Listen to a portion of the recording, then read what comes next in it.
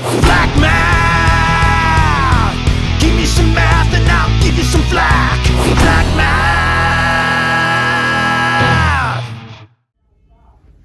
All right, so lesson 24, really not too much different.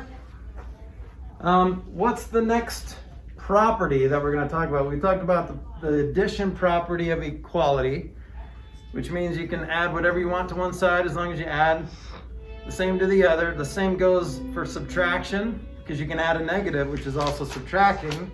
Same thing from one side as long as you subtract the same thing from the other side. What's next? Multiplication and division. Okay, so remember, multiplication and division can be the same operation, because if you multiply by 1/4, that's the same thing as dividing by 4, right? Copy dot Flack. So multiplication and division work the same way. So this is the multiplicative, which is fun to say, property of equality. And here's what it says. If A equals B, then, so let's use C to do the next line. If A equals B, the multiplicative property says what? Nathan? Then A times the number equals B times the number. Okay, so like AC equals BC, right? So if A equals B, then you can multiply A by anything as long as you multiply B by that same thing, okay? And that can be any number, not just nice, cute counting numbers. It could be fractions, decimals, whatever. And we're going to get into some of those, okay? So that means that you could, since multiplication and division are the same thing, you could divide A and B by the same thing and it's still equivalent, okay? So let's try something. Here's an example.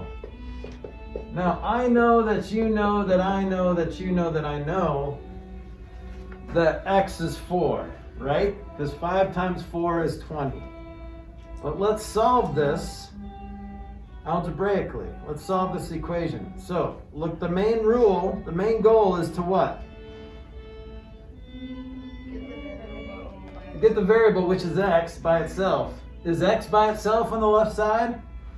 No, that 5 is getting very friendly with the x, okay?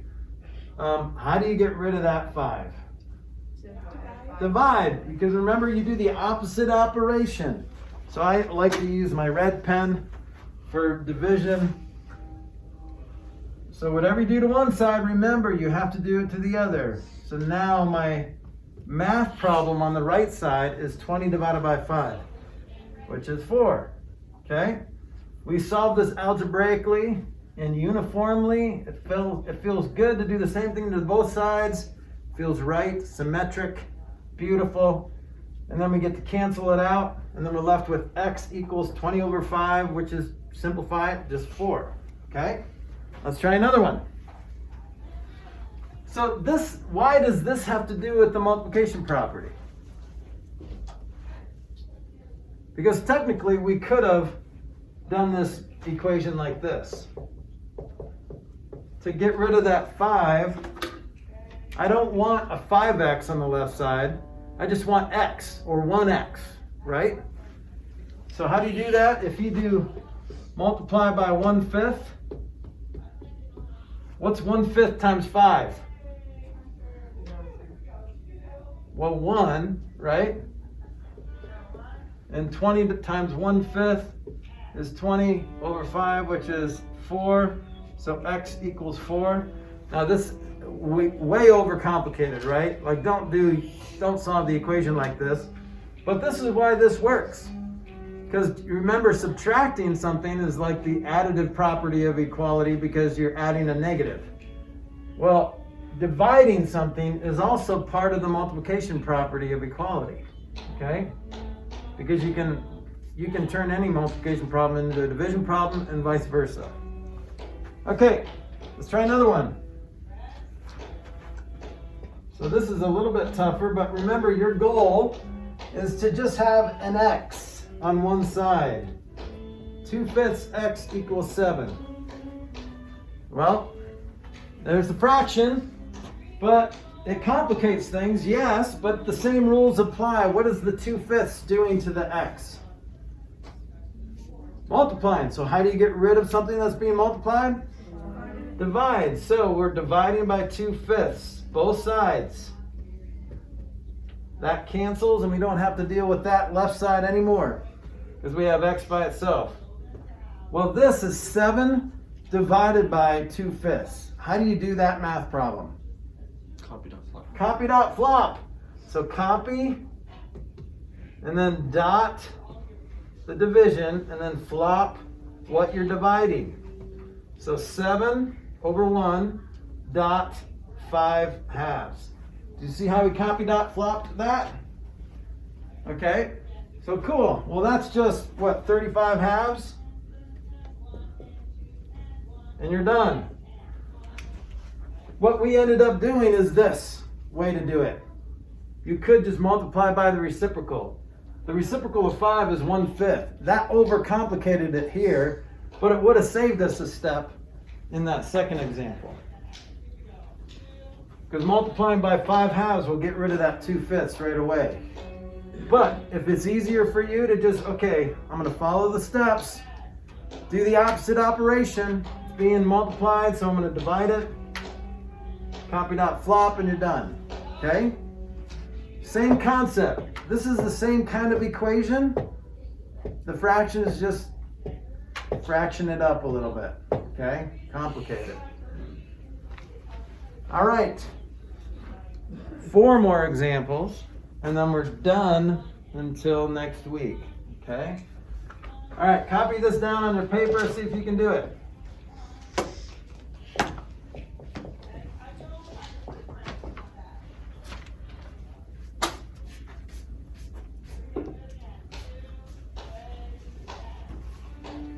Here's the 3 principles. If you're stuck,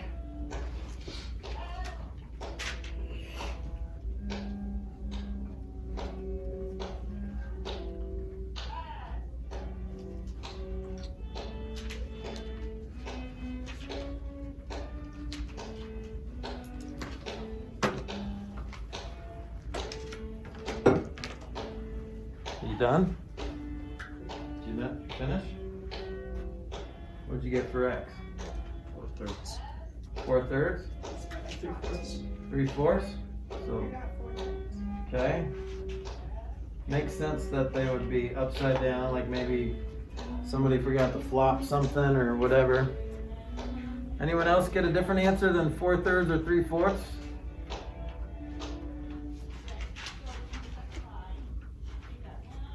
Seems like it should be one of those, right? Since they're very similar. Okay, well, is x by itself? No. What is happening to that poor innocent x? It's being multiplied by this 2 1/4. So we're going to get rid of it. How do we get rid of 2 1/4? What is 2 1/4 major weakness right now? What's its kryptonite? Division, because its superpower is multiplication. So to get rid of it, we're going to divide by 2 1/4, which you can do that all day long as you do what? Same thing to the other side. Same thing to the other side. So we can do this.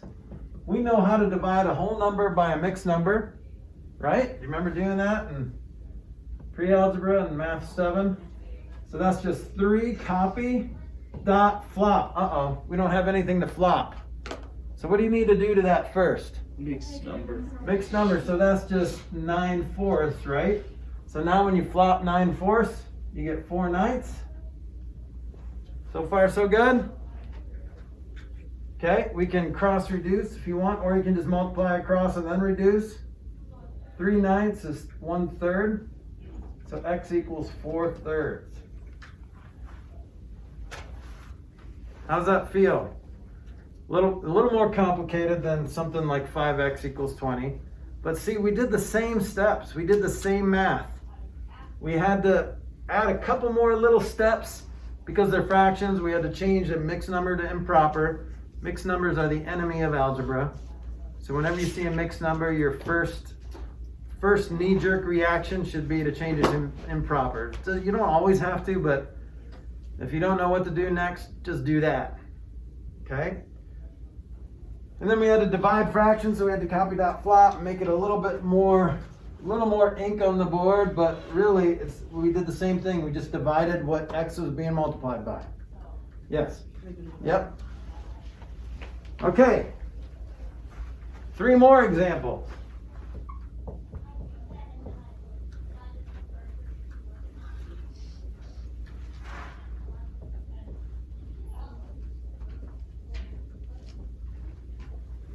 Okay, if I asked you to answer this as fast as you could, what would your answer be? 18. Okay, so the answer that I expected when you answer quickly is 3, but that's the wrong answer. Because this looks kind of like, I see division, I see a 9, and I see a 3. So my brain says, well, 9 divided by 3 is 3. Nope. No, Okay. I got this.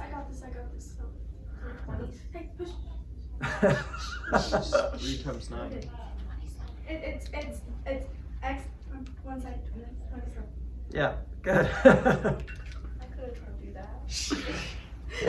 Actually, you did tell her that. So, and she told you, she shushed you. I saw that. I had to. I was bound to.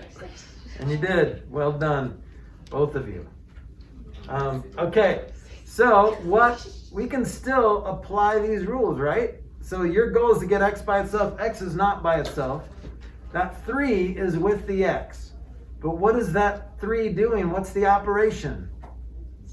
Division. What's the opposite of division?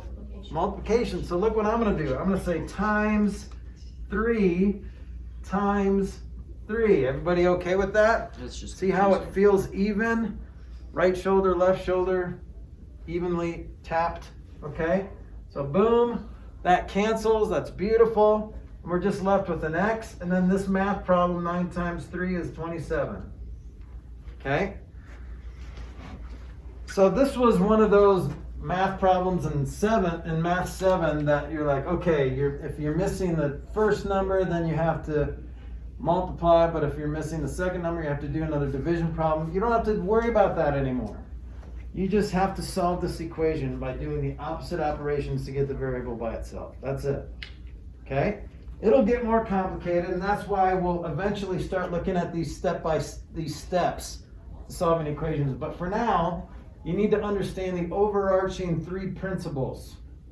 Your goal is to get that variable by itself. Okay?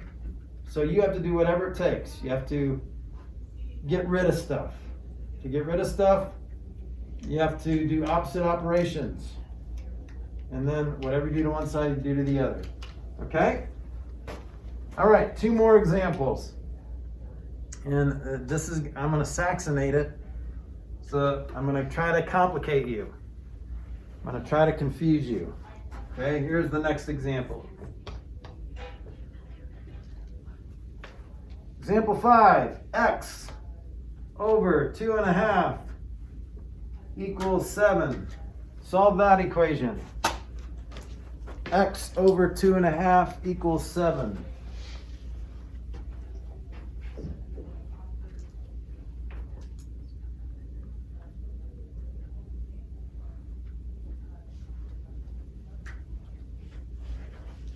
You could probably do it in your head. If you did it wrong. If you did it the way I told you not to do it, then you could do it in your head pretty easily. But if you did it the way I told you to do it, then it'll take longer. Do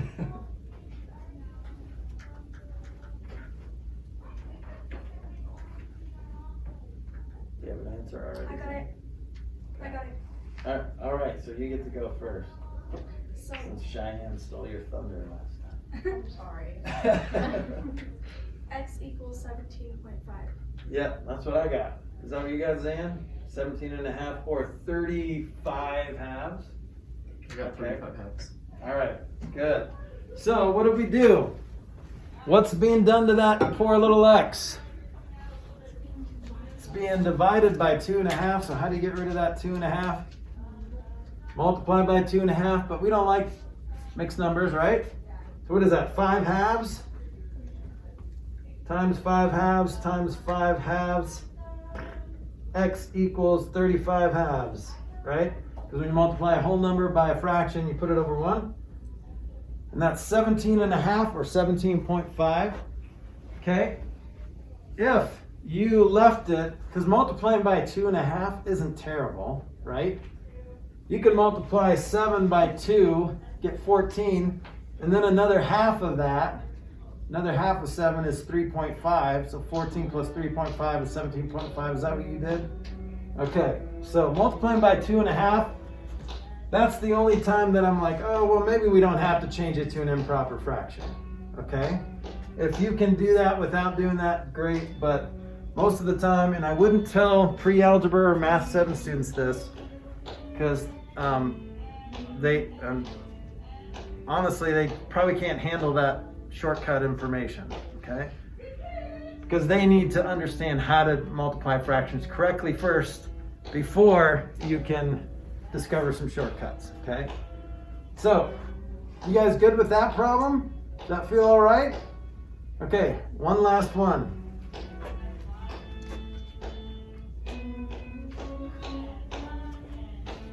All right, example 6.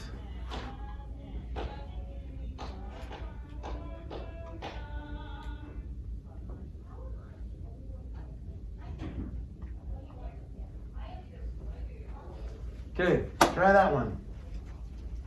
And then we'll be done. P over 3 halves equals 4 1/3. P over 3 halves equals 4 1/3.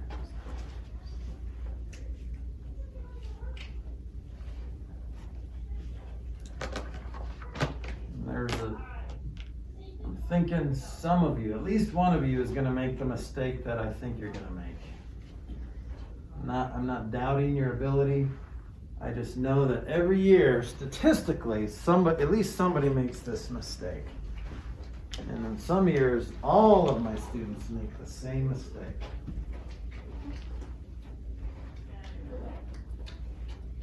But prove me wrong. Break the trend. Break it.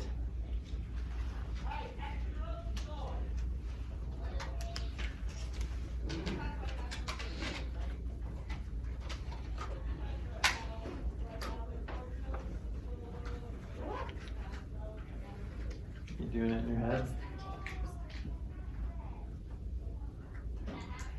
No, you're doing squat is what you're doing. You're not doing squat. Are you doing it in your head, Hope? Yes. You can tell you're doing it in your head because you're like. I know. I always do that. It's the first thing that I do. And it warms my heart to see people doing math in public. I love it.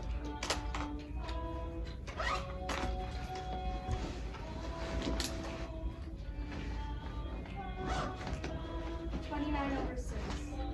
29 over 6. It's a lot of information in your head. Anyone get something different? What did you get? 39 over 6. 39 over 6. What'd you get? 39 over 6. 39 over 6. Uh-oh. Wait, that might Are be you going to wrong. go against the flow? Stand behind your answer? I got or you- 13 halves. That's what I got. Zan got 13 halves and so Is did 39 over Lucia. 6 That's what. reduced? Yeah. Yeah. Okay. No, so I just got 13 far, halves. I didn't reduce anything. You might have carried a 1 when you shouldn't, or didn't carry a 1. I don't know. Or I don't know. I'm not going to look at the answer because I haven't done the problem yet, but let's do it. So walk me through what you did, Hope. So I did. So first I multiplied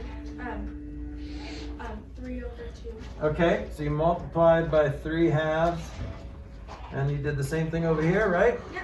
Awesome. So then the left side's done. You don't have to do anything more to the left side, but this is a little complicated, so what do you do here? So 4 times 3. so you would make that an improper fraction, and Uh-huh. then that would be 13 over 3. Okay, so times 3 halves. 13 times 3, I do believe is. Oh, it's 39. Okay, 39, yeah, there you that's go. what I messed up on. I Alright. thought she said 29 because I asked her what. I said 39. I Oh, just she did it I'm that. not blaming it on you. Oh, she did it. She did it that way. Okay. She didn't cross reduce.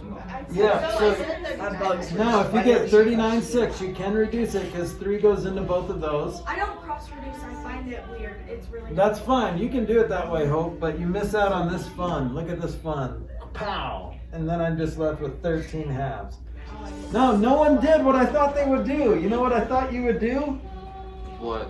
I thought you would flip this 3 halves and multiply by the reciprocal. No, that's only when you're dividing. Because what goes through your mind and what goes through my algebra class last year is, wait a minute, we have to copy dot flop because this is a division problem. No, this is a division problem, but what you're doing to get rid of this is a multiplication problem. So don't flop it. Don't copy dot flop. You're just multiplying by 3 halves. Okay? So we broke the streak. You did! You broke it. I'm so proud of you guys. Good job. I was in the bathroom. All right. Good job. So just 23 and 24 are due. That's it. And when are they?